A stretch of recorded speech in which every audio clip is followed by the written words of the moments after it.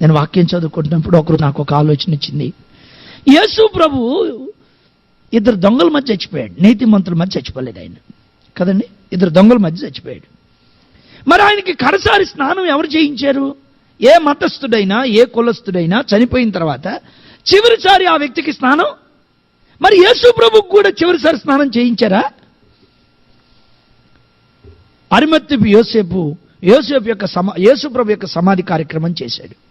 అంటే ఆయన దగ్గర సమాధి కార్యక్రమానికి కూడా డబ్బులు లేవు. ఒక చిన్న వస్త్రంతో ఆయన తన కాలాన్ని ముగించాడండి.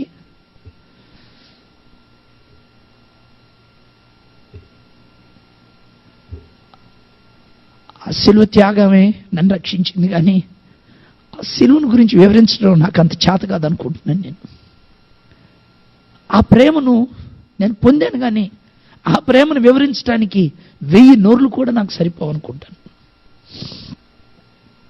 అక్కడ మనం చదువుకుంటున్నప్పుడు సువార్తల్లో అరిమత్తెపు యోసేపు పిలాతు దగ్గర పర్మిషన్ తీసుకొని యేసు ప్రభు శరీరాన్ని తీసుకుంటాడు, అంటే బాడీని తీసుకుంటాడు.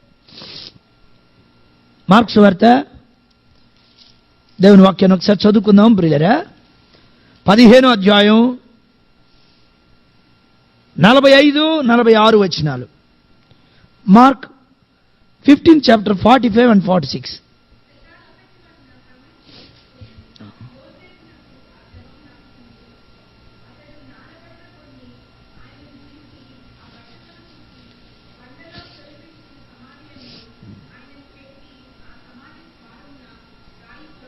Thank you sister.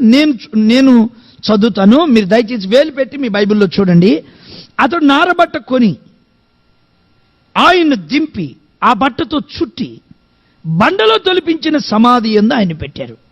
శిలువ మీద ఉన్నాడు, శిలువ మీద దింపారు, బట్టతో చుట్టారు, బండలో తొలిపించిన సమాధిలో ఆయన్ని స్నానం చేయించినట్లుగా బైబిల్లో లేదు.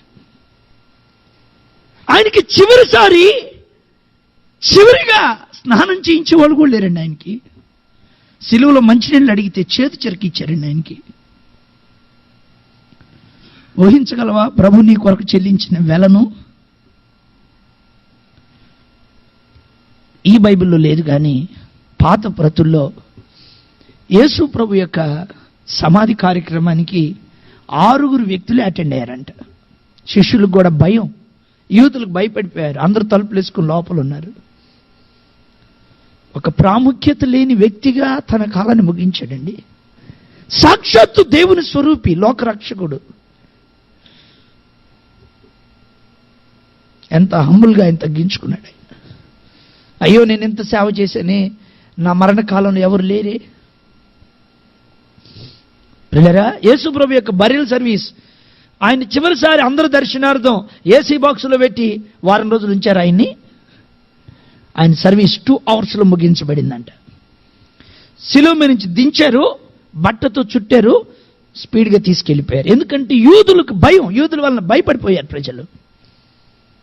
ఆయన అందరి దర్శనార్థం వారం రోజులు ఆయన ఉంచలేదండి, శిలువ నుంచి దించి తీసుకుని వెళ్ళిపోయారు.